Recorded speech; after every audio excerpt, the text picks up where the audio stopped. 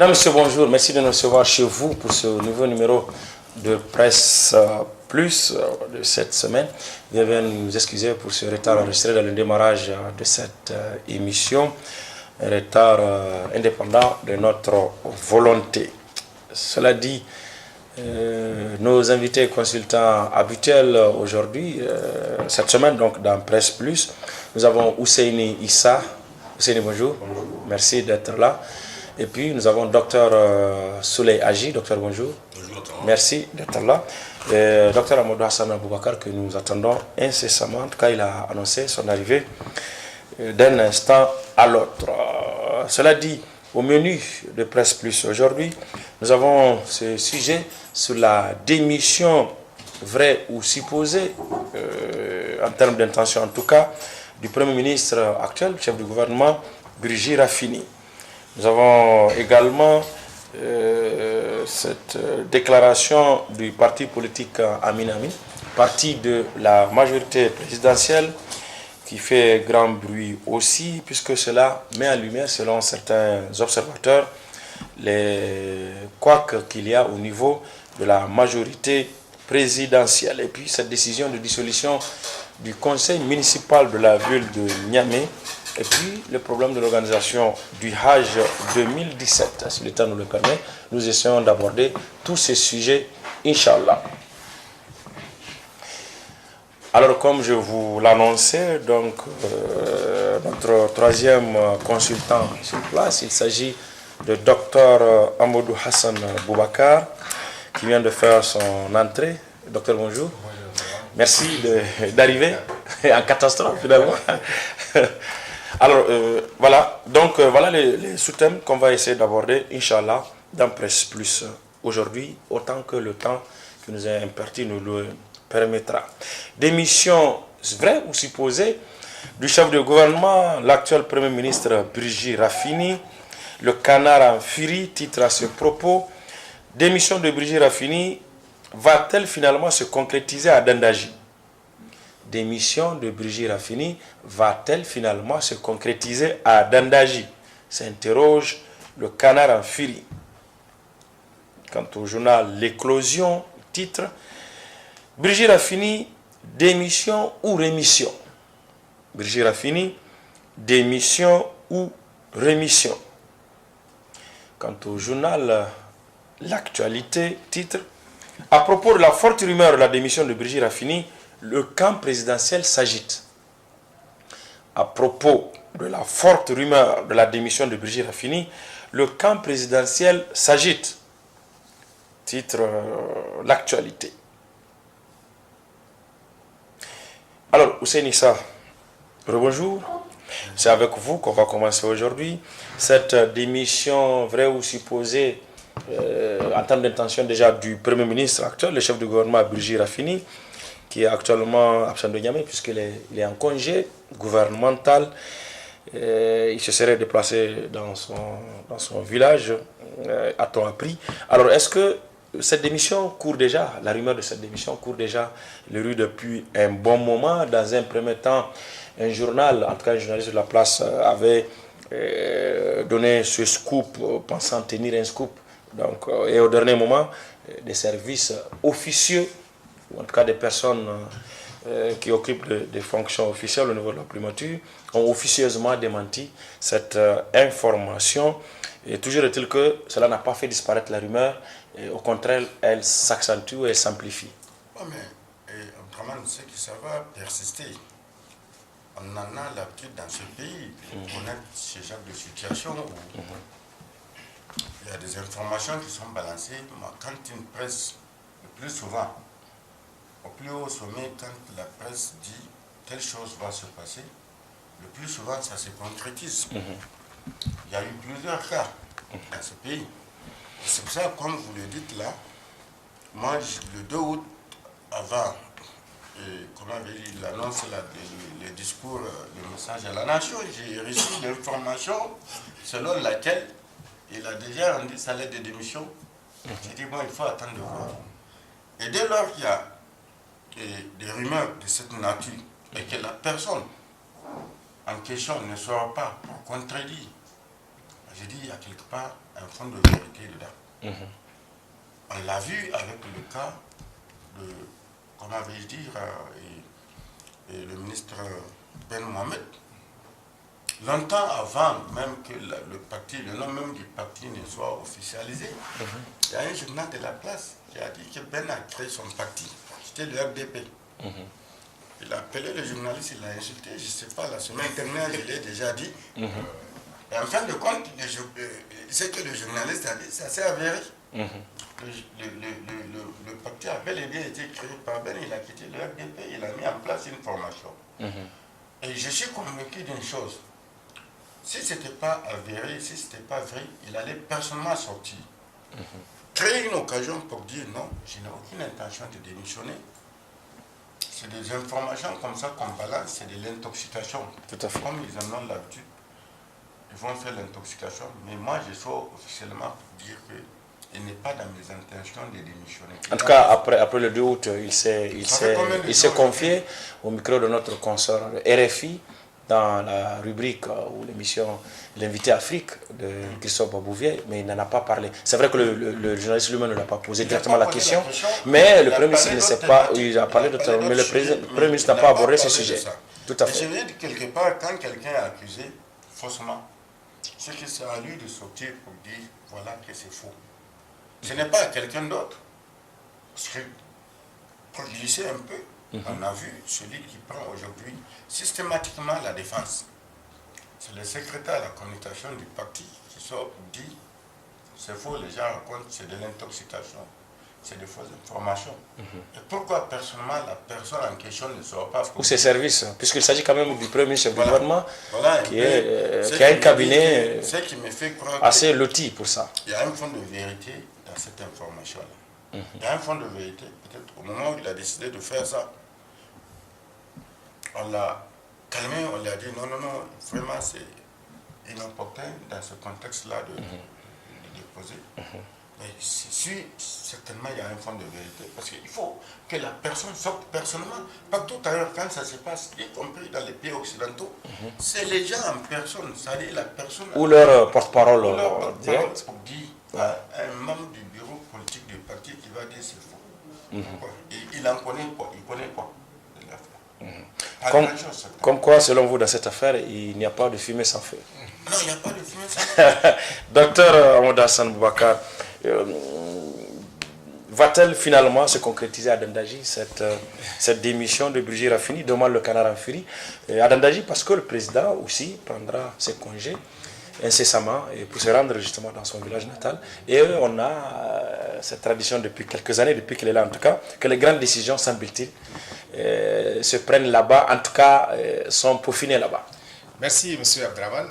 Donc comme vous l'avez dit, effectivement, on a suivi le 2 août, donc la veille en tout cas de la fête du 3 août, donc avant le message à la nation donc, du président de la République. Donc la rumeur avait circulé dans toute la ville de Niamey, sur les réseaux sociaux en tout cas, que le Premier ministre donc, a rendu sa démission donc, au président de la République et par la suite, comme vous l'avez dit, il y a eu des canaux informels qui ont démenti cette rumeur, cette information. Bon, c'est vrai, c'est-à-dire que l'idéal, c'est qu'il a une cellule de communication institutionnelle.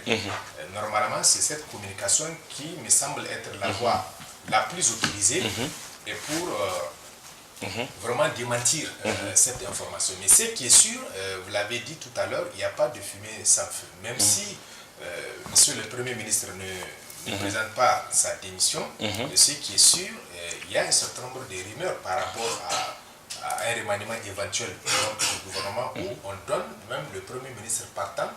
Cette fois-ci, bon, peut-être qu'il y a eu une situation qui a failli précipiter les événements avant le congé, en tout cas présidentiel, comme vous l'avez dit, au cours en tout cas desquels se profilent, prennent les grandes décisions ou en tout cas les différents remaniements auxquels on a assisté, c'est pendant les vacances présidentielles à Dandaji où les pourparlers se font et puis après on officialise. Peut-être c'est cette rumeur que le journal en ligne a dû avoir un certain nombre d'informations. Comme on l'a dit, de toute façon aujourd'hui, si la rumeur persiste, c'est parce que la voie autorisée n'a pas démenti Tout à fait. cette information. Je pense que les semaines à venir vont nous le confirmer. Donc, je pense que... Alors, autre interrogation cette fois de l'éclosion.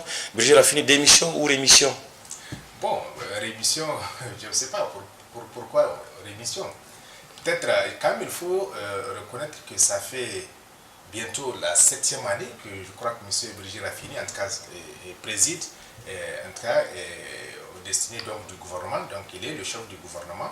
Je pense que il y a quand même l'usure, il peut être fatigué, parce que vous n'êtes pas sans savoir qu'il y a un certain nombre de difficultés réelles ou supposées par rapport à la cohésion gouvernementale, par rapport à un certain nombre, en tout cas, des principes qui doivent guider le bon fonctionnement d'un gouvernement, notamment la solidarité gouvernementale. Il s'est dit que, bon, ces derniers temps, il y a un certain nombre de choses où il y a des personnalités qui tentent même de remettre en cause son autorité, donc à la tête du gouvernement. Je pense que tout ça, si depuis tout ce temps, peut-être il a su en tout cas se maîtriser, et jusque-là, avec le climat socio-politique délétère, je pense qu'il peut être fatigué et chercher vraiment à se retirer pour se reposer, peut-être passer la main à quelqu'un qui pourra mieux restaurer l'autorité d'un chef du gouvernement quand même qui doit coordonner l'action gouvernementale et puis faire en sorte qu'il y ait un certain nombre de principes qui doivent exister dans un gouvernement, notamment le principe de la solidarité et en tout cas de la cohésion au sein de l'équipe gouvernementale.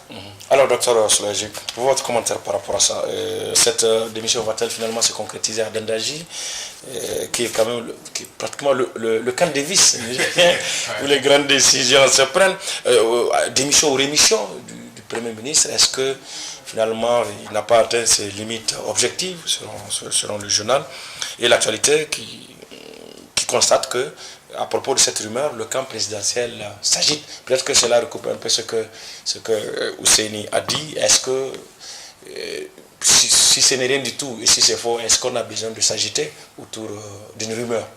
Non, la rumeur, c'est justement le premier média du monde. C'est vraiment la rumeur. Il n'y a rien de fondé en tant que tel.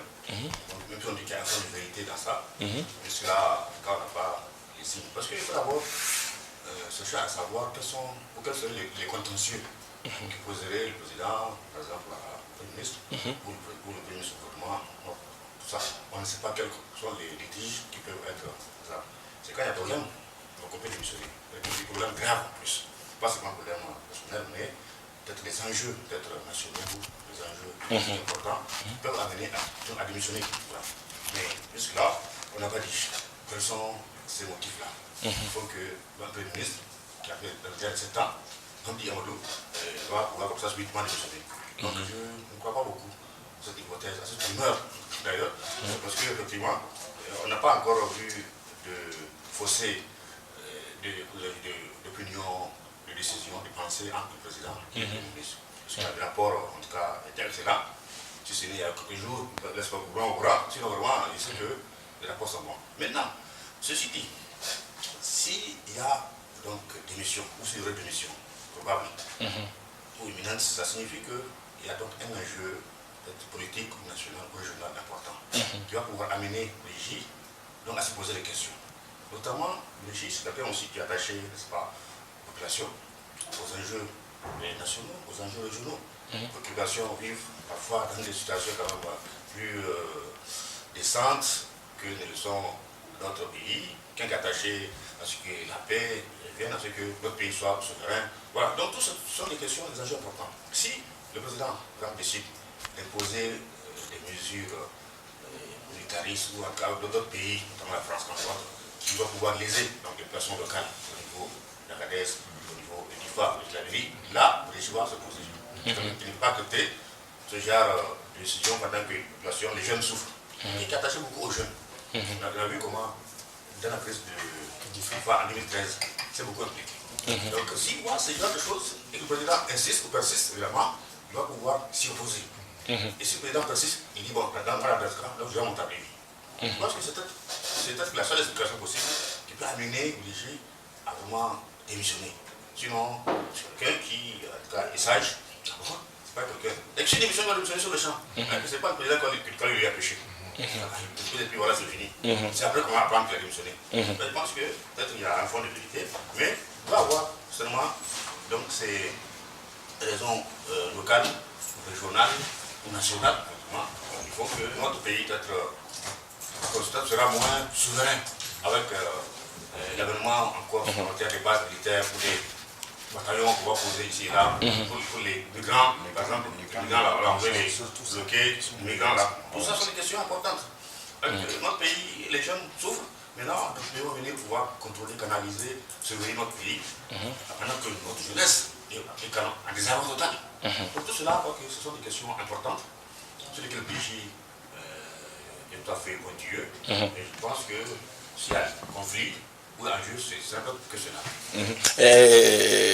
Mais est-ce que pour autant il faut mettre de côté les enjeux, on vous parlait tout à l'heure des enjeux locaux, mais aussi des enjeux politiques partisans. On sait que cette rumeur aussi court depuis plusieurs semaines qu'il y a du rififi au niveau donc, du clan dirigeant donc, du principal parti au pouvoir, le PNDS Taria, et même le poste de Premier ministre peut-être fait objet de convoitise par certains. On annonce d'ailleurs que peut-être Bazoum pourrait être nommé Premier ministre au cas où l'autre Brigitte partirait, etc. Mais est-ce que des enjeux aussi, même si à vos yeux ne sont pas très majeurs, peuvent inciter Brigitte à vouloir se reposer, comme l'a dit Dr Amadou Hassan Boubacar, parce qu'on a maintes fois entendu que plusieurs fois son autorité quand même a été mise à l'épreuve. Il faut d'abord rappeler qu'en 2016, quand il s'agit de reconduire Brigitte, lui n'était pas très chaud comme on dit, il n'était pas vraiment motivé. C'est le président qui a insisté. Donc lui, il n'est pas vraiment un pouvoiriste. Il n'est pas attaché comme ça à être ministre pendant 10 ans, pendant 20 ans, non. Donc c'est vraiment par nécessité, par besoin, par amitié, je ne sais pas comment dire ça, au président. Donc il a accepté de faire son second mandat, donc de faire bis encore. Donc je pense que s'il y a un problème, je dis bon, moi je ne suis pas quelqu'un qui va chercher loin, c'est pas à cause de mon cadre ou bagarrer. Donc laisse les choses, allez-y si vous voulez. Donc ni Bazoum n'est pour lui un concurrent, ni Albadé, ni qui encore n'est pour lui un concurrent. Je pense que lui, ce qu'il veut, c'est vraiment aider donc, le pouvoir à avancer un peu, mais là après il peut partir. Donc vraiment, il faut donner témoin à quelqu'un qui pense qu'à ce moment il peut utile. Et je pense qu'il n'y a vraiment pas de désaccord fondamental entre lui, Bazoum et autres membres du gouvernement.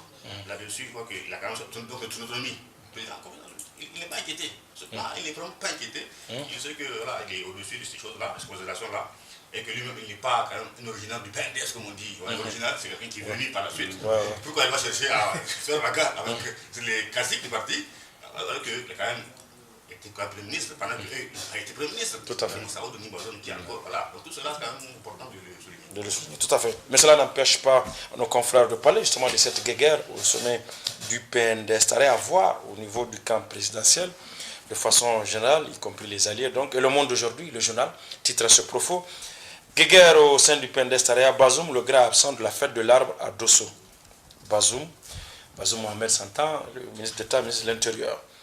Bazoum, le grand absent de la fête de l'arbre à Dosso, titre Le Monde d'aujourd'hui. Et puis le Courrier, le journal qui titre Guerre des clans au PNDS, Bazoum Mohamed, Gandou Zakara et d'autres grosses pointures sur la sellette. Bazoum Mohamed, Gandou Zakara et d'autres grosses pointures sur la sellette au niveau du PNDS Taria. Ousseini, vous en dites quoi? Bon, mais le constat est là. Pour ce qui concerne Bazoum, semble-t-il qu'il est en congé. C'est ça, oui. Quand la personne est en congé, officiellement en congé, c'est qu'on ne peut pas l'attendre à une fête. Il est parti se reposer, c'est pas... Fistel la fête de l'indépendance, le 3 août. Bazoum est quand même ministre d'État, ministre de l'Intérieur.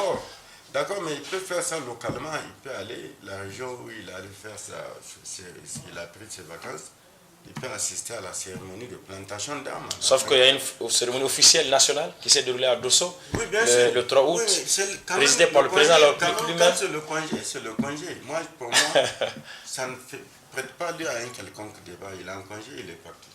Mais de l'autre côté, les autres aspects, parce que je viens de le souligner tout à l'heure, c'est que par rapport à la création de sa formation politique, où d'autres personnes sortent pour parler à son nom, je me dis quelque part il y a problème. Quelque part il y a problème parce que c'est quelqu'un qui est toujours sorti pour vouloir défendre d'autres acteurs de son camp à chaque fois que le besoin se présente, ou du moins l'opportunité s'offre à lui. Donc même quand il n'est pas directement concerné, Même quand il n'est pas directement concerné, il parle. Il parle. À plus forte raison. Maintenant, Gandou Zakar, bon, voilà l'affaire Africa. On l'a débarqué. Un temps, on l'a d'abord dépouillé de contentieux de l'État. Ensuite, je ne sais plus s'il il a été au niveau du secrétaire général du gouvernement, on l'a remplacé. On n'a pas trouvé un point de chute. Ça veut dire qu'il y a des problèmes. Tous ces gens-là ont des problèmes. Mais maintenant, comme il ne faut pas, comme on dit là, étaler le linge sale en public, on essaye un peu de masquer les choses. Et c'est ça qui est en train de se passer. Par rapport à tous ces acteurs-là. Il y en a d'autres. Il y en a d'autres. Le plus souvent, ce sont souvent les alliés qui prennent les coups directement. Et on ne cache pas. On montre que cet allié-là, il faut lui mettre mal à l'aise. La dernière est sortie la dernière fois. Tout à fait, on en parlait tout à l'heure. D'accord. Oui, docteur Amadou Bakar. Bazoum, le grand absent de la fête de l'arbre, à Dosso. Et puis, Bazoum Mohamed, ça c'est le titre du monde d'aujourd'hui. Et puis le courrier, guéguerre des clans au PNDS, Bazoum Mohamed, Gandou Zakara, et d'autres grosses pointures sur la sellette. Ouseni disait tout à l'heure qu'il y en a d'autres. Et c'est ça que le journal dit, d'autres grosses pointures sur la sellette sans les nommer. Finalement, là aussi, il n'y a pas de fumée sans feu. Bon, je pense que comme Hussein l'a rappelé, il semble que Bazoum était en congé. Depuis le 1er août. Depuis le 1er août. Donc, s'il a, je crois, quitté le même jour, Niamey pour aller chez lui, donc à Tesker se reposer. Je ne vois pas pourquoi, à partir du moment où il est en congé, c'est un droit comme pour n'importe quel membre du gouvernement, où il faut qu'il reste obligatoirement assister à la fête de l'arbre à Dosso. La fête de l'indépendance. Oui, la fête de l'indépendance, oui, bon, à Dosso, sachant pertinemment qu'il est en congé. Je pense qu'il n'est pas le seul absent de cette fête-là, de l'indépendance, puisqu'il y a d'autres membres du gouvernement qui étaient en congé en même temps que lui, donc qui sont partis, puisque c'est par vague. C'est par vague. Les membres du gouvernement, effectivement, partent en congé. Je pense que par rapport à son absence à la fête de l'indépendance, donc comme vous aimeriez le dire, oui. c'est ça l'explication, en tout cas, qu'on peut donner, puisque on sait qu'effectivement, il est en congé, il a quitté Niamey pour aller à Zander et aller par la suite donc, dans son village. Donc, je pense que c'est un peu ça. Maintenant, en ce qui concerne l'affaire Gandou, c'est vrai, il a été démis donc, de ses fonctions, où il a été remplacé par un magistrat à la tête du secrétariat général du gouvernement.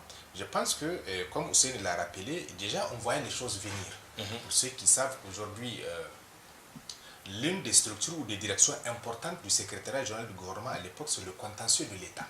Et il y a quelques mois, on a vu que le secrétariat général du gouvernement a été amputé de cette direction, en tout cas stratégique et extrêmement importante, qui a été transformée en agence judiciaire de l'État et qui a été rattachée au ministère des Finances. Donc je pense que déjà à partir de là, puisqu'il semble qu'on lui reproche la mauvaise gestion d'un certain nombre de dossiers, dont l'affaire Africa, d'autres disent que même la question du régime entre griffes du projet du code, en tout cas de la loi organique portant code électoral qui a été renvoyé par la Cour constitutionnelle après son premier contrôle. Je pense que bon, il semble qu'on lui reproche un certain nombre des choses. Bon, moi je pense que peut-être ça ce n'est que la partie visible de l'iceberg, comme on dit. Peut-être il y a d'autres choses, c'est surtout si on constate qu'effectivement il y a d'autres personnalités du régime, aussitôt qu'ils ont été débarqués de leur poste, on leur a trouvé un point de chute et aujourd'hui voilà que ça fait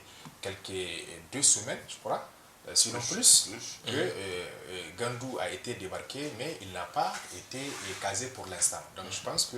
Contrairement à certains quand même, qui l'ont été pratiquement le même jour ou... C'est ça que j'ai dit.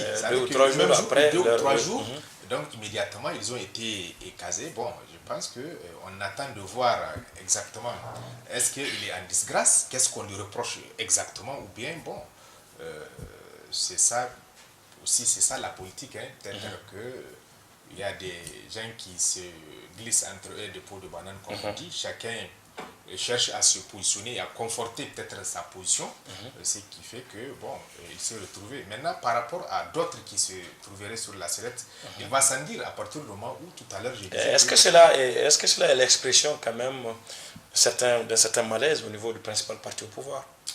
Bon, moi je pense que de mon point de vue, le fait qu'il y ait de changements de poste, de nomination, ne reflète pas forcément un malaise au sein du parti présidentiel ou de la mouvance de façon générale. Tout à l'heure, j'allais parler de remaniement en vue. Ce qui est sûr, il y aura beaucoup des ministres actuels qui ne vont pas revenir. D'autres, le fait qu'ils ne reviennent pas peut s'expliquer et peut-être par une absence de résultats, même si on ne sanctionne pas un ministre pour une absence de résultats, d'autres, ça peut leur non-retour éventuel donc au gouvernement peut s'expliquer par le fait qu'avec cette exigence, semble-t-il, la réduction donc de la taille du gouvernement pour prendre en compte un certain nombre, en tout cas de critiques, des mesures d'austérité pour pouvoir faire de l'économie, je pense que ça peut s'expliquer et par cela. Donc je pense qu'il y a plusieurs cadres, il y a plusieurs compétences au sein d'un parti ou au niveau de l'État. Donc à un certain moment, on vous confie une mission et un autre jour, on peut vous décharger et puis confier la mission à quelqu'un d'autre. Mais vous savez qu'il y a aussi la question de positionnement par rapport à la succession au sein du parti. Donc il y a des enjeux de positionnement qui peuvent effectivement expliquer un certain nombre de choses, mais je pense que pour l'instant, puisque le parti refuse de communiquer pour confirmer les rumeurs de ce fifi-là auquel vous avez fait allusion au plus haut sommet en ce qui concerne le ministre Bazoum. Tout à l'heure, je crois que quelqu'un a dit le chargé de communication du parti est sorti pour parler sur d'autres médias en tout cas, pour démentir tout cela. Donc je pense que ce qui est sûr, s'il y a certainement ou bien il y aura forcément ce genre de problème, on ne peut pas toujours continuer à nier. Face à l'évidence, je pense que les gens vont constater qu'effectivement, il y a un problème au sein du parti et peut-être c'est la vitalité à l'interne au sein des partis politiques, tout comme la démocratie sur le plan local ou national. Alors, docteur Soulaji, Guéguerre au sein du PNDS, Bazoum absent de la fête de l'indépendance à Dosso, Gandou Zakara, Bazoum et autres, Gandou Zakara, quelqu'un pense, une certaine opinion pense qu'il a payé aussi, en dehors de ces autres affaires, il a payé aussi pour ses liens supposés avec Bazoum, etc. Est-ce que cela traduit selon vous ce malaise que certains disent perceptible au niveau de la direction du PNDS Tareya et peut-être de la Ligue de succession dont a parlé le docteur Amadou tout à l'heure? Moi, il y a beaucoup à dire sur ce sujet. D'abord, c'est une question de temps et d'espace pour Bazoum. Question de temps, parce que le parti le 1er août. Avec la fête de l'indépendance, c'est le lendemain.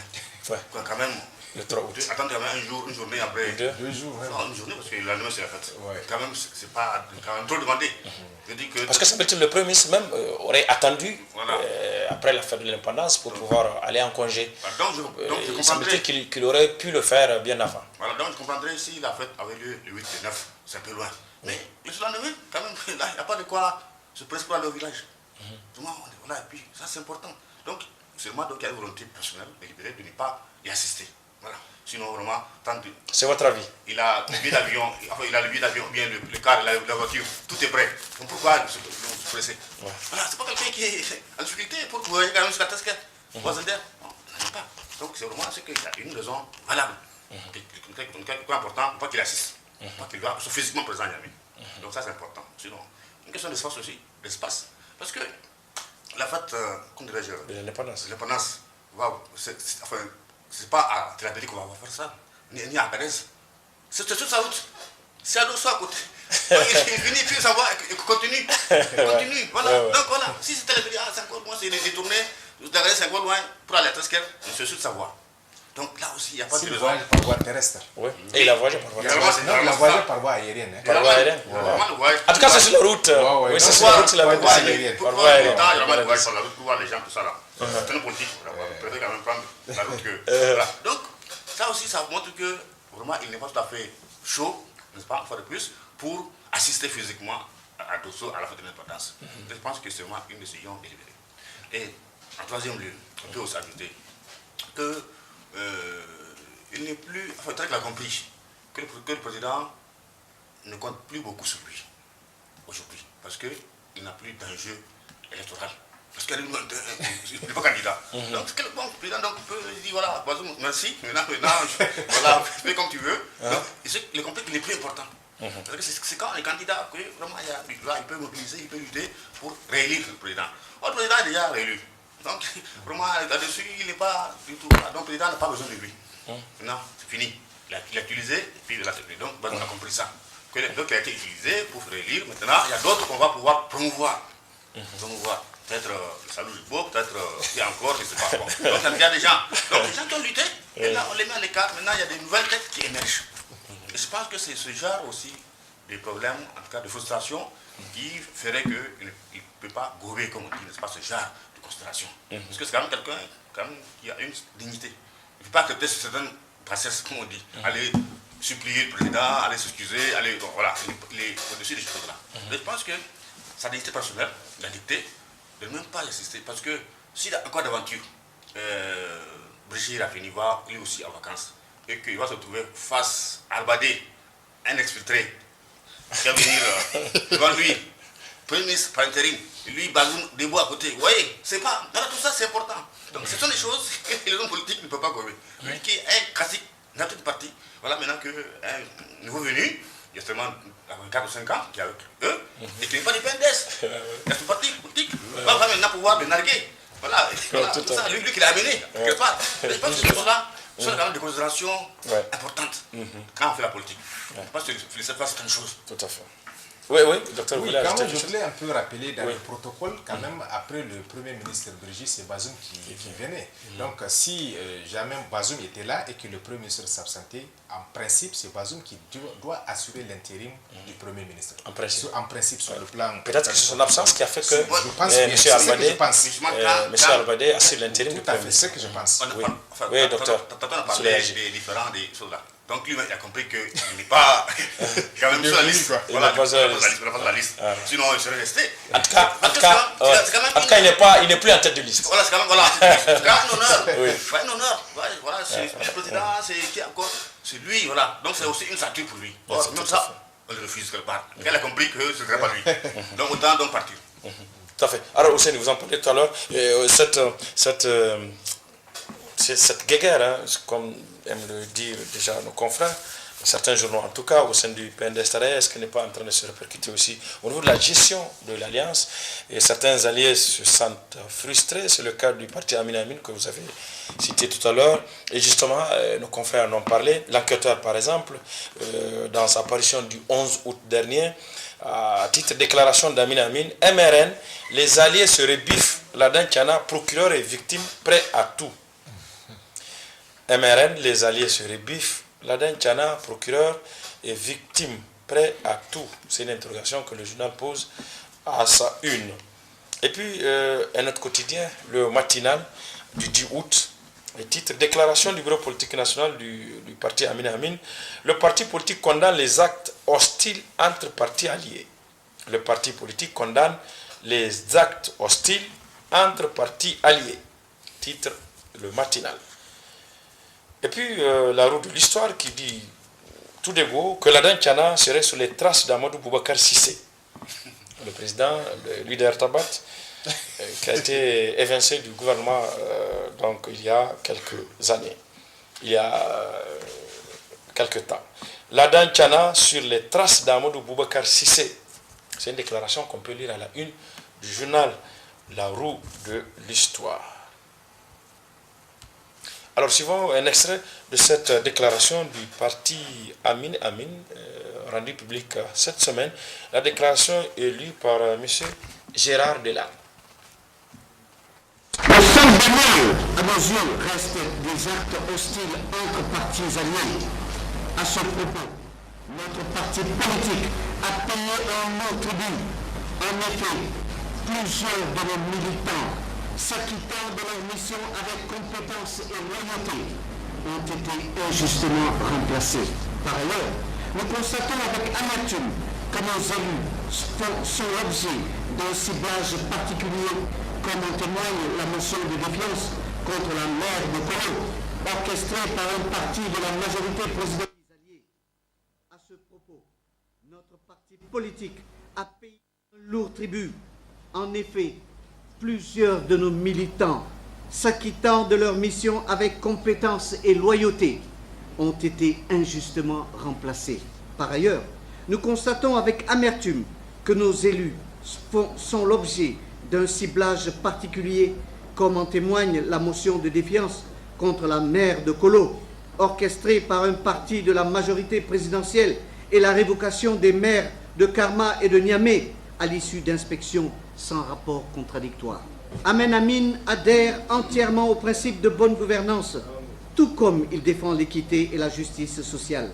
Ainsi, notre parti appelle au traitement intégral et non sélectif des rapports d'inspection et à la publication des résultats. Amen Amin attend avec vigilance et détermination les traitements politiques qui seront réservés par la majorité présidentielle aux dites mairies dans le strict respect des engagements pris. Nous exhortons le gouvernement à plus investir dans le développement du secteur agro-industriel, qui est la seule et à même d'assurer à notre économie une croissance durable. Au plan social, nous nous réjouissons de l'accalmie que nous observons sur le front social. La situation universitaire tant tendue a été finalement maîtrisée et l'année académique a pu suivre son cours normal, puisque tous les examens programmés se sont déroulés aux dates indiquées. Il faut également se réjouir de la cessation de la grève récurrente des médecins spécialistes, et ce, pour le plus grand bonheur de nos populations. Le seul point noir à nos yeux demeure la question de l'immigration, qui est devenue un véritable fléau social qui coûte malheureusement la vie à bon nombre de nos concitoyens tentés par l'aventure. S'agissant de la situation sécuritaire, le Niger apparaît comme un îlot paisible dans un océan agité grâce au travail remarquable et les sacrifices de nos forces de défense et de sécurité sur les différents théâtres où elles sont positionnées. Nous tenons ici à leur rendre un hommage mérité. Voilà, déclaration rendue publique à l'occasion du deuxième anniversaire de la création de ce parti, qui est un des principaux partis alliés du PNDS-Taria, qui s'est allié au camp présidentiel dès le premier tour aux dernières élections présidentielles donc, de 2016. Alors Amin Amin n'est pas content, même s'il partage quand même le bilan du régime depuis la réélection de Mamadou Issoufou. Amin Amin n'est pas content du traitement qui est réservé à ses militants, certains de ses élus, de façon générale la gestion de son alliance avec le PNDS. Mais, je ne vois pas la surprise, je ne vois pas pourquoi ils vont sortir aujourd'hui dire qu'ils constatent qu'il y a une défaillance au niveau du traitement, c'est-à-dire qu'il n'y a pas d'équité au niveau du traitement. Il y a eu des cas, quand ils étaient pendant qu'ils étaient, il y a des cas d'autres personnes qui ont été traitées, des partis politiques qui ont été traités de la même façon. Ils ont observé cette situation. Le monsieur qui a été enlevé, le maire central de la ville de Niamey, M. Hassan Seydou, quelqu'un qu'on a débarqué en plein jour. Un allié. Un allié. On l'a débarqué pendant qu'il était dans l'alliance, quand son parti était encore dans l'alliance. Et ils sauvaient le poste. Ils ont accepté, nous on ne va pas nous faire le même coup. Le coup vient d'arriver et ça a été imparable. On a dégagé pratiquement à Niamey, il n'y a plus de conseil municipal. Conseil municipal. En tout cas, plus de conseil de ville. C'est des délégations spéciales qui vont être mises en place. Mais tant qu'à faire, moi j'aurais aimé qu'on motive. Il fallait motiver. Quel est l'argument sur lequel le gouvernement s'est basé pour mettre de côté, balayer tout ce beau monde-là, pour dire on va mettre des délégations spéciales. D'accord, on a vu le président sortir pour constater que la ville est sale. Mais la saleté là, c'est à la limite, je veux dire, dans ce pays, une culture.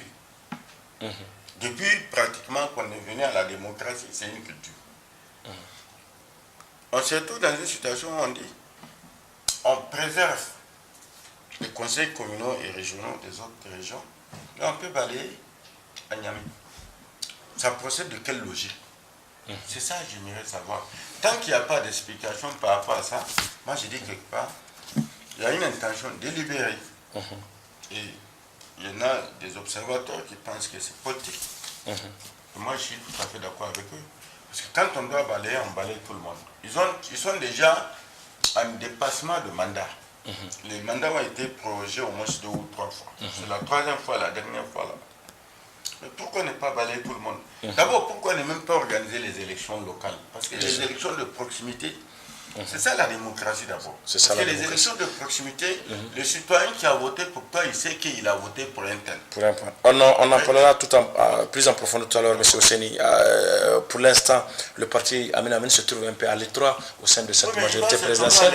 On se rappelle qu'il y a quelques mois ou quelques semaines déjà, un parti, même si il est de moindre envergure, avait déjà quitté l'Alliance, MDR Tarna, de Dr Adel Roubet. Mais bon, est-ce qu'on peut s'attendre? Non, on doit s'attendre à quoi? On doit s'attendre à quoi? Ça va continuer. Que Amin Amin quitte l'Alliance, par exemple?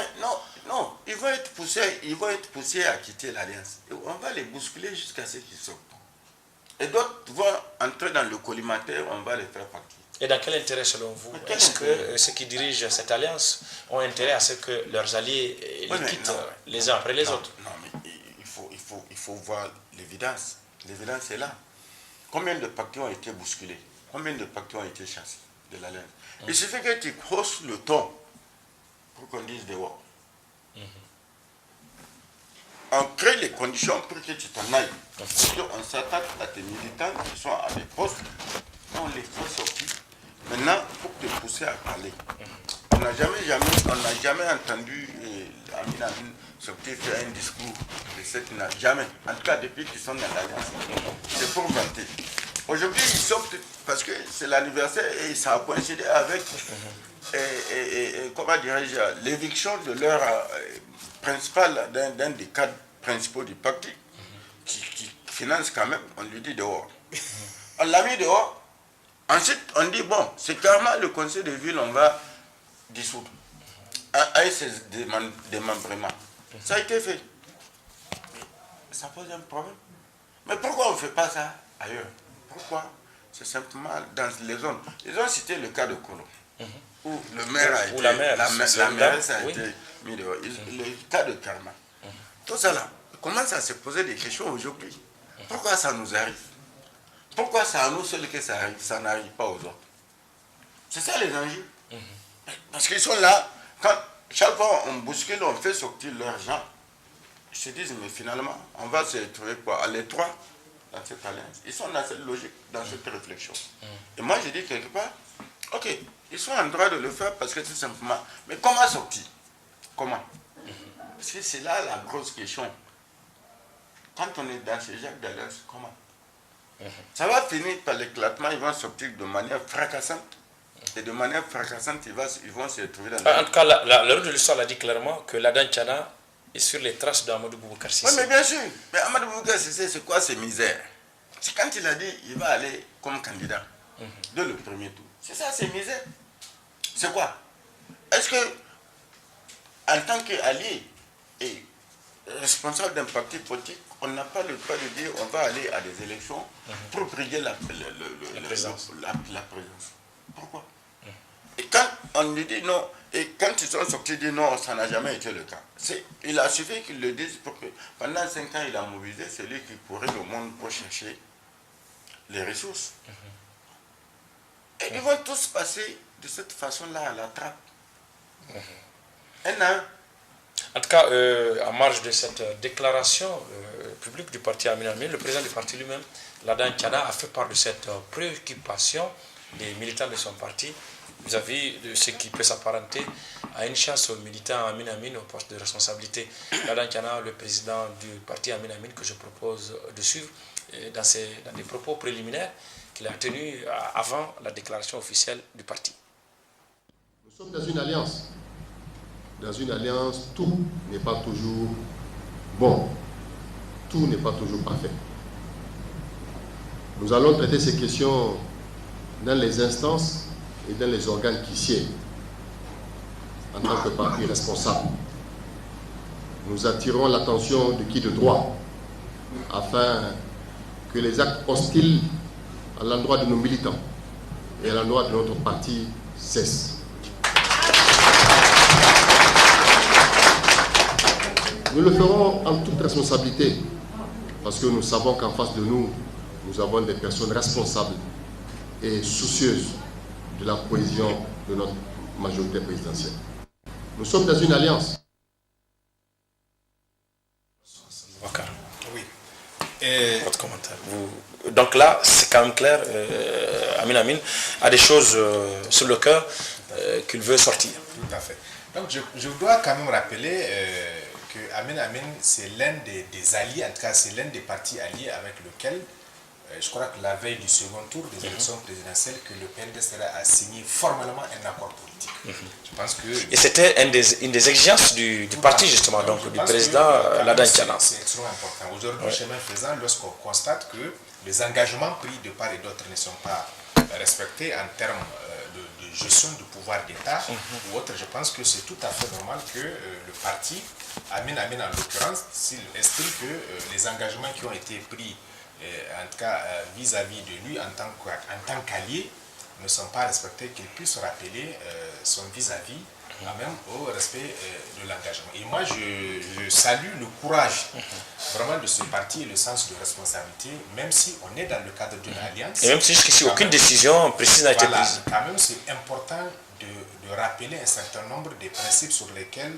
les alliances au sein des partis politiques, surtout dans la gestion du pouvoir d'État, où il faut respecter un peu un certain nombre de valeurs, de principes, notamment la question de la loyauté. Je pense que cela est extrêmement important, puisqu'il a parlé qu'il y a des comportements hostiles vis-à-vis donc de leurs militants. Je pense que ce n'est pas une très bonne chose. De mon point de vue, ce parti, même s'il n'a pas quand même un certain poids, quand même, est jaloux d'affirmer son indépendance. En tout cas, le parti contrôle quelques mairies qu'il est en train de perdre les unes après les autres, avec 3 députés quand même à l'Assemblée nationale. C'est quand même un bon exemple. Et un membre au gouvernement et pas des moindres, notamment le ministre d'État. Voilà, moi je pense que c'est ça quand même le sens de la responsabilité. Il faut rappeler à l'allié, et même si cela peut coûter peut-être le fait d'être éjecté de la majorité, puisqu'il faut quand même rappeler, lorsque la roue de l'histoire dit que la Tiana serait sur les traces de Amadou Cissé, on l'a dit ici, après leur déclaration, et tout ça là, il reste, malgré les actes, en tout cas les actes d'hostilité qui étaient posés à son encontre, nous avons dit, après une telle déclaration, la suite logique, c'est de quitter la majorité présidentielle. Il ne l'a pas fait, il a fallu qu'il soit éconduit. Voilà, donc je pense que Ladan Tiana ne va pas arriver là, à cette extrémité. Mais ce qui est important, je pense que par rapport à l'inspection qu'il y a eu au niveau des mairies, effectivement, le sens de l'équité veut que tous les maires qui se trouvent dans la situation des maires Amin Amin qui ont été sanctionnés, et justement, subissent le même sort. Et lorsqu'ils constatent effectivement qu'il y a un traitement discriminatoire, surtout à l'encontre de leur cadre, je pense que c'est tout à fait normal en tant qu'allié qu'ils puissent justement rappeler un certain nombre d'engagements et en tout cas d'appeler à ce que cessent ces actes d'hostilité comme ils l'ont fait. Bon, maintenant, on ne sait pas au fond pourquoi est-ce que réellement on est en train de les pousser vers la sortie délibérément en créant ces conditions. Oui, vous avez dit que c'est délibérément et que c'est des...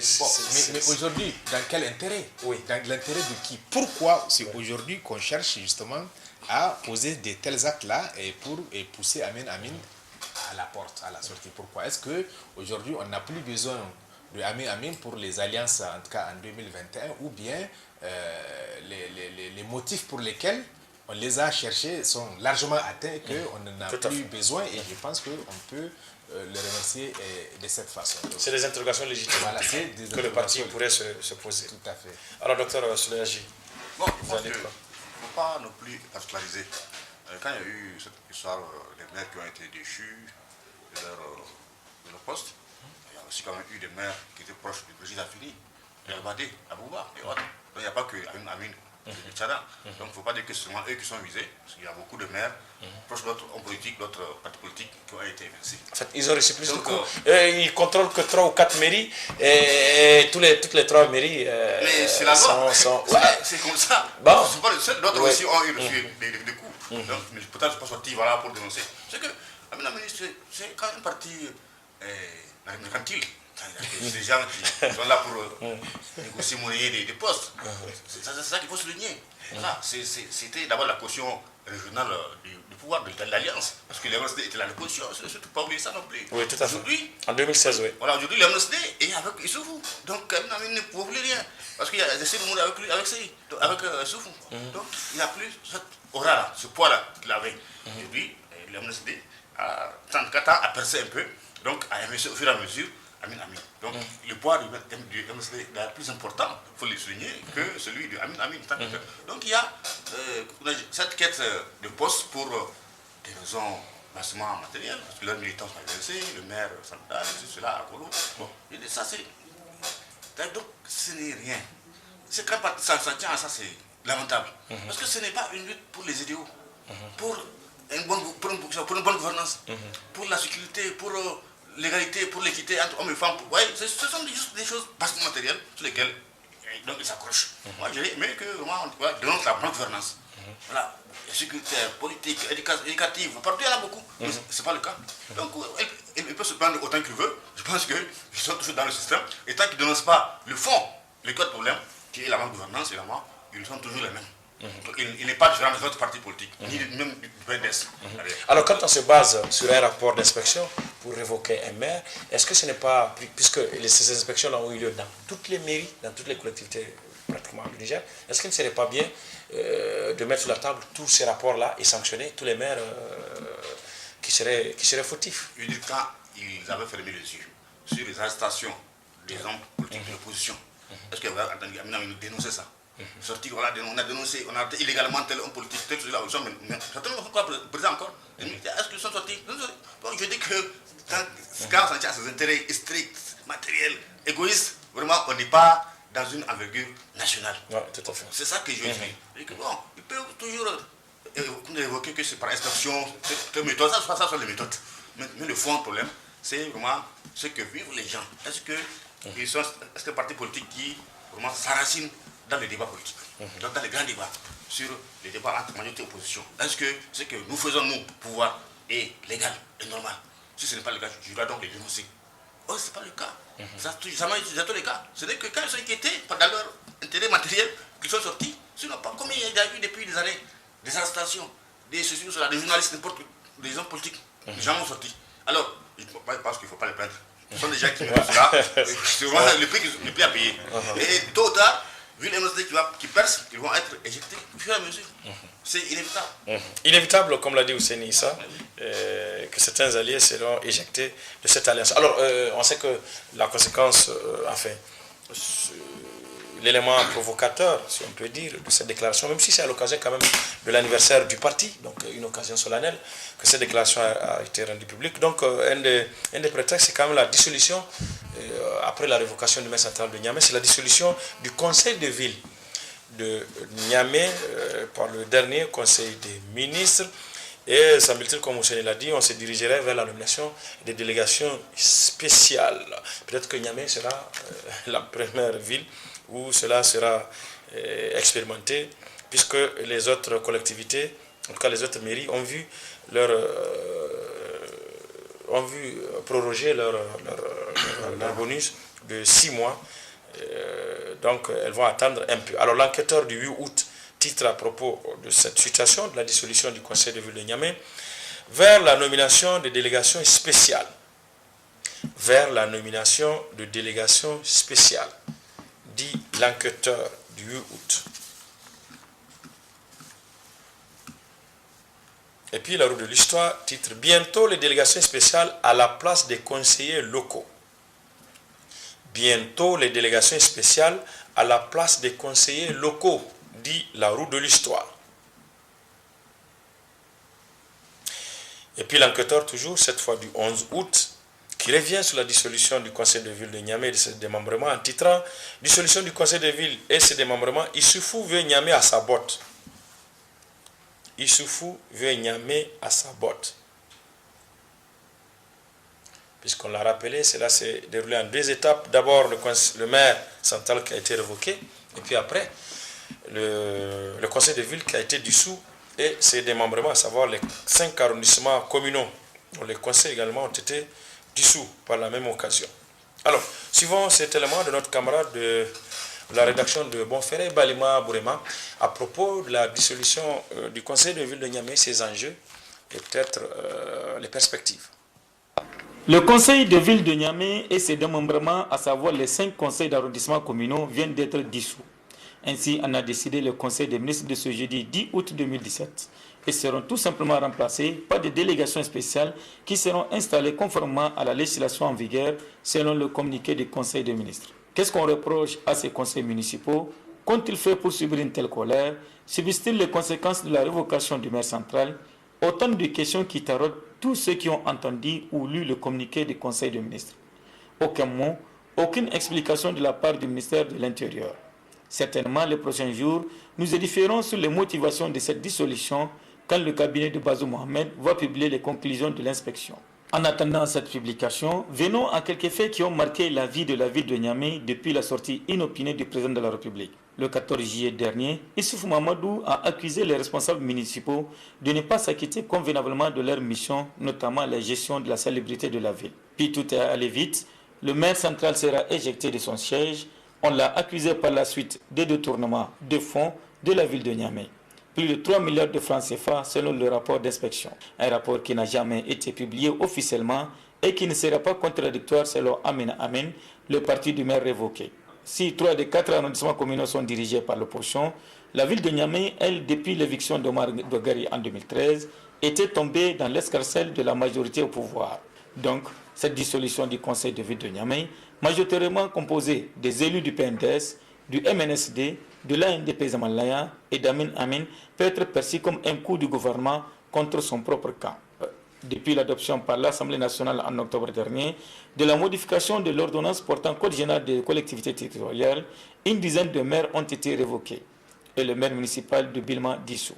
En attendant la mise en place des délégations spéciales, les autres conseils municipaux du Niger ont vu leur mandat prorogé de 6 mois à compter du 17 août 2017.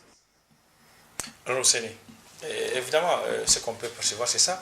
Niamey était quand même déjà contrôlé par la majorité présidentielle. Amin Amin, dont le maire central est issu, est un conseiller de l'Alliance du pouvoir.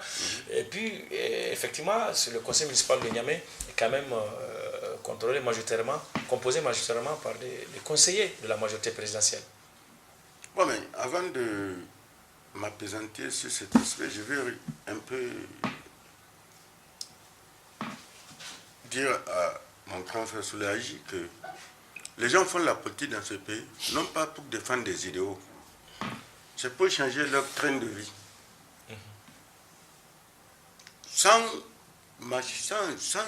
C'est changer le train de vie. Sans état d'âme. Sans aucun état d'âme. Les intérêts, les questions d'intérêt national, tout ça, ça ne dit rien aux gens. Je fais la politique parce que je peux changer mon train de vie. Je peux trouver de quoi construire une maison. Je peux trouver de quoi m'acheter un véhicule que je ne peux pas m'acheter quand je dois aller chercher un travail. Voilà un peu les enjeux. Il ne faut même pas se faire d'illusions. C'est pour ça, quand j'ai un peu parlé de cette histoire de la Dankela, moi je ne suis pas dans la logique de les défendre. C'est que les arrive là. Ça fait leur affaire. Ils ont fragilisé une formation politique dans laquelle ils militaient. Ils sont allés créer leur propre formation politique. Maintenant, pour ce qui est de ce qu'on vient de suivre, la dissolution et la nomination des délégations spéciales. Des délégations spéciales. Moi, je dis une chose, et je l'ai toujours soutenu, c'est que quand on doit faire les choses, il y a des maires qui étaient déjà en prison. Bien avant, après les inspections de finances qui se sont déroulées, on a jeté des maires en prison à Maradi, à Zender, je crois. Il y a même comment vais-je dire, à Bilma, je crois que c'est le conseil qui a été carrément dissous d'emblée. Moi, j'ai dit une chose. On ne doit pas frapper tout le monde avec le même bâton. Celui qui a fait ses gaffes. Parce que si c'était simplement le conseil de ville, on dit, bon, les arrondissements vont rester. Les gens allaient comprendre. On n'a pas motivé pour dire, voilà les raisons pour lesquelles. C'est la question de saleté là. Où est-ce qu'il n'y a pas de... Est-ce que les gens ont travaillé depuis pratiquement... Ils viennent, c'est la politique. Chacun vient, il cherche à manger. Partout ailleurs, hein, dans le monde, pas dans le monde, un peu partout dans le pays, je veux parler. Parce qu'ailleurs, c'est que quand tu es maire, une entité, tu dois veiller à ce que la propriété soit, qu'il n'y ait pas d'insalubrité. Et tu as les moyens pour faire ton travail. On a vu les maires de Paris, les maires. Mais pourquoi ici? Pendant qu'il y a des maires, on va faire un ministère des villes, de la ville et de la salubrité. On va créer une institution Nyamignal. Est-ce qu'on en a besoin? On responsabilise ceux-là qui ont été élus localement. C'est à eux de faire le travail. S'ils ne font pas le travail, on constate. Les gens vont dénoncer. Et quand les gens vont dénoncer, à ce moment, on prend des sanctions. Et quand quelqu'un détourne l'argent, on l'amène. Il va répondre devant la justice. Il ne suffit pas simplement de débarquer la personne du poste pour nommer. Les délégations spéciales, ils vont venir, ils vont être installés. Bon, pour faire quel travail? Moi, je ne vois pas. Pour faire quel travail? Parce que pour travailler, il faut disposer de moyens. Mais quand tu n'as pas de moyens, tu vas faire quel travail? Je ne suis pas en train de les défendre. Je ne connais pas leurs moyens. Mais je dis, il y a un minimum. On a vu la guerre entre le maire et le ministère de Finances, il y a quelques mois, par rapport aux arriérés de salaire des agents des municipalités. Ça a fini comment? On n'a pas vu l'issue. On a simplement vu qu'il n'y a plus de bruit au niveau des agents des municipalités. Ils ne parlent plus. Mais je veux dire, quand on fait une décentralisation, parce que la décentralisation suppose que les gens qui sont là, au niveau des collectivités, c'est des gens qui ont été élus, qui peuvent être interpellés dans le quartier par les gens qui les ont élus parce que tu ne fais pas ton travail. Moi, je peux aller te dénoncer pour dire, je ne suis pas d'accord avec ce que tu es en train de faire ton comportement. Mais tant qu'on remplace, c'est-à-dire on revient à l'ancien système où c'est l'État au niveau central qui décide d'imposer quelqu'un qui va décider, et il décide ce qu'il prend comme décision là. Les populations à la base ne peuvent pas le contester. Un recul par rapport à la démocratie locale. Ah non, mais la décentralisation, c'est la meilleure. C'est ça d'abord la démocratie. Oui. La décentralisation, c'est ça d'abord. La démocratie, c'est là. Parce que là, à ce moment, je sais que mon vote là, ça a été un vote utile. Le monsieur que j'ai mis là. Et il y a beaucoup de citoyens, des voisins qui vont dire, moi-même j'ai voté pour un tel. Et ce qu'il est en train de faire. S'il n'est pas en train de le faire, c'est que je vais le dénoncer et je vais aller lui dire en face. Mais on va m'amener quelqu'un, c'est comme si on retombe dans l'ancien système où les gens sont dénommés, ils vont venir, ils vont faire leur loi, ils vont dicter leur volonté. Alors, docteur Amadou Boukar, est-ce que le problème n'est pas en train de s'accentuer, ou en tout cas, il s'est posé au moment où on n'a pas organisé les élections locales, quand il s'est agi de les organiser à la date butoir? Est-ce que le problème n'a pas commencé à ce moment-là? Tout à fait. Je pense qu'on a eu l'occasion quand même de le rappeler. Le report des élections locales, c'est une entorse grave à la démocratie donc, locale, au principe de la libre administration des collectivités territoriales. Et je pense qu'à l'occasion, je crois que j'ai rappelé une fois, le protocole de la CEDEAO donc sur la démocratie, la gouvernance et les élections qui rappelle que les élections à tous les niveaux doivent avoir lieu, en tout cas à intervalles réguliers et à date fixée et par les lois électorales. Et je pense que l'erreur justement a été commise lorsque on a invoqué un certain nombre d'arguments de mon point de vue fallacieux pour ne pas tenir les élections locales, et on a décidé de modifier l'ordonnance portant Code général des collectivités territoriales pour modifier donc chaque 6 mois pratiquement sans dépasser un mandat, donc les 5 ans, les mandats des conseils locaux. Je pense que ce n'est pas une très bonne chose à partir du moment où les mandats de ces élus locaux est arrivé à terme. On doit se donner les moyens justement d'organiser les élections pour redonner la parole aux citoyens à la base, justement pour pouvoir désigner. Je pense que le problème est parti de là, de cette prorogation. Et vous avez vu, pratiquement tous les 6 mois, on proroge le mandat de ces élus locaux qui sont là. Mais comment voulez-vous des gens qui ne sont pas élus, ils n'ont plus de légitimité, qu'ils puissent vraiment se soucier du problème donc, des populations locales pour pouvoir travailler? Les gens ne feront que détourner et le peu qu'il y a, ainsi de suite. Je pense que véritablement, c'est ça le problème. Bon, maintenant, et les délégations spéciales risquent de ne pas résoudre ce problème. Mais bien sûr, bien sûr. Et la question aujourd'hui, si vous avez vu sur le plan formel, contrairement à ce que vous avez dit, le Conseil des ministres n'a pas dissous le Conseil de ville de Niamey. En réalité, ils n'ont pas renouvelé.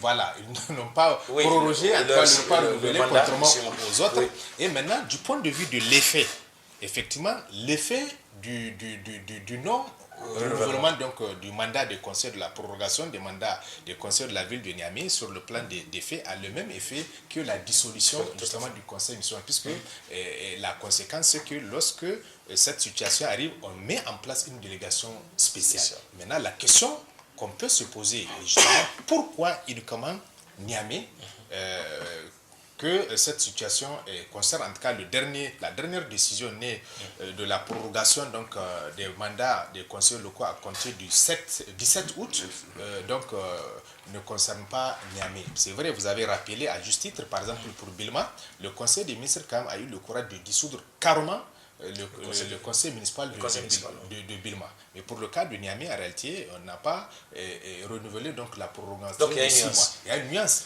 Oui. Il y a une nuance, mais du point de vue de l'effet, c'est le même effet, puisqu'il y a un vide qui est là et il fallait mettre en place une délégation spéciale. Et la délégation spéciale également, le décret donc, de 2012, le décret 2012-582 du 28 décembre donc, fixant les conditions de nomination des membres de délégation spéciale, a précisé que les délégations spéciales pratiquement exercent les mêmes attributions que les conseils municipaux, à quelques exceptions près, notamment la question d'aliénation des biens, le recrutement, et ainsi de suite. Donc c'est un peu ça. Et là également, c'est une durée de 6 mois renouvelable une seule fois, donc lorsque les circonstances l'exigent. Maintenant, bon, on ne sait pas, est-ce que Hussein a quand même relevé un aspect extrêmement important. Si le conseil de ville de Niamey, en tout cas, est buté à un problème de moyens pour pouvoir face à ces obligations, notamment pour ce qui concerne la salubrité intertembre de prestations, l'enlèvement des ordures. Est-ce qu'aujourd'hui, ces délégations spéciales, une fois qu'elles seront mises en place, seront dotées de moyens conséquents pour pouvoir exercer les mêmes attributions que ces conseils-là auraient dû exercer? Je pense que c'est ça la question. Il ne faut pas que les gens soient dessus justement de ces délégations spéciales si réellement c'est un problème de moyens et non pas problème de gouvernance, peut-être au niveau local qui est à la base justement de tout ce problème qu'on est. Alors, docteur Sola, j'ai une des interprétations politiques qu'on donne à cette dissolution, ou à ce non-renouvellement du mandat du conseil de ville de Niamey, qui conduit inévitablement donc à sa dissolution, à la nomination de délégations spéciales. Est-ce qu'elle ne vient pas du fait de la volonté du président de la République de contrôler Niamey? L'enquêteur dit que Issoufou veut Niamey à sa botte. Est-ce que c'est une interprétation possible? Non, il ne peut pas avoir le parti. Enfin, Niamey à sa botte tant qu'il n'a pas le parti en main. Parce que là aussi, c'est un enjeu pour lui. Le parti, et quel parti? Du PNS, d'abord, parce que c'est quand même le parti, c'est quand même l'arme de guerre, quand même le parti de guerre. Avec ça qu'on peut conquérir la position institutionnelle, municipale ou autre.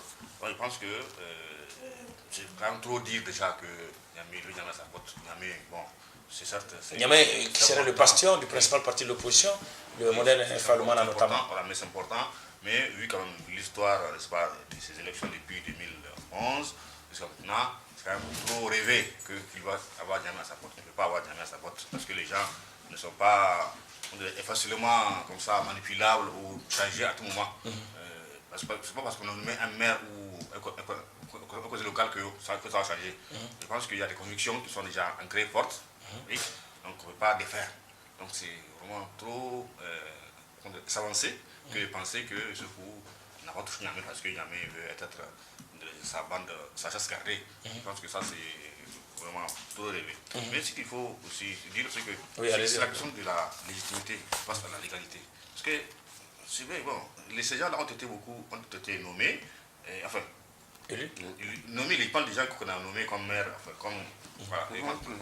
Les délégations voilà. Non, c'est pas encore arrivé. Hein. Bon, c'est arrivé déjà, pas le passé déjà. Sur un show, ça le fait sur les transitions. Voilà. Donc, quelle légitimité ils ont? Non, pas légitimité, c'est ça que je veux dire. Pas de légitimité. Or, ce qu'on veut dans la négociation locale, c'est la légitimité populaire. Bon, donc on va venir nommer des sous-préfets à la limite, si vous voulez, dans les villes, pour gérer les enfants. Donc, je pense que c'est vraiment un recul grave dans notre pays. C'est un recul grave. Et ça nous amène dans le cas congolais, dans le cas du Kabila. En RDC, là, il y a plusieurs gouverneurs, donc qui ont été conduits dans les régions, vous savez, c'est un vaste État. Donc, qui ont été conduits sans légitimité. On signe un pas, Kabila les conduit. Même le gouvernement est très conduit. Alors que lui-même, il est au-delà de ses mandats, il est constitutionnel de ses mandats. C'est grave. C'est les thésards. Voilà, c'est très grave, vraiment, comme procédure, quoi. Parce que ça montre quoi? Ça montre une bonne gouvernance qui est faite de quoi ici? Faite de manque de vision, de manque de perspective. Parce qu'une élection, la fin des mandats, on le sait déjà. Quand il y a 2011, on sait qu'à 2000, ça va finir. Donc, on prend les dispositions possibles pour pouvoir dire, voilà, à telle date-là, on va organiser. Donc, il faut être mis de côté. Donc, il n'y a pas eu cette vision-là. Je pense que ça, c'est un défaut grave de nos dirigeants. D'ailleurs, depuis longtemps, pas seulement avec Youssoufou, mais depuis longtemps, chaque fois, on dépassait les délais, comment faire? Non, on peut prévoir. Parce qu'en 2004 aussi, les délais des conseils ont été prorogés. Donc, tout ça, c'est vraiment grave. On est quand même après les élections 2009. Oui, je veux dire après les élections 2004. C'était en 2009, je crois. Les délais ont été prorogés. Donc, c'est vraiment grave, il faut prévoir cette manière de faire la politique là. Et donc de gérer les villes, les régions, tout ça, c'est quoi que c'est grave. Parce que c'est quand même la négociation locale qui est la plus forte, comme dit Hussein. C'est ça vraiment qui fait que les gens s'impliquent. Parce qu'ils vivent la difficulté, ils vivent, les gens, ils touchent de près le logement, la santé, les transports, tout ça, ils voient. Donc si maintenant on tourne les doigts à ça, c'est grave. Les gens vont dire, bon, c'est la démocratie, maintenant je ne veux plus faire. Donc c'est vraiment grave pour notre pays, un recul politique important. Dommage. Docteur Amadou Hassan Boubacar, merci. Merci, docteur Soulaji. Merci, Hussein Issa. Merci, mesdames et messieurs, de nous avoir reçus chez vous pour Presse Plus de cette semaine, qui sera rediffusée le lundi après le journal télévisé de 21h et puis le jeudi dans la matinée à partir de 10h. Merci d'avoir été de notre bonne fin de week-end sur le programme de la télévision Bonferré. Au revoir.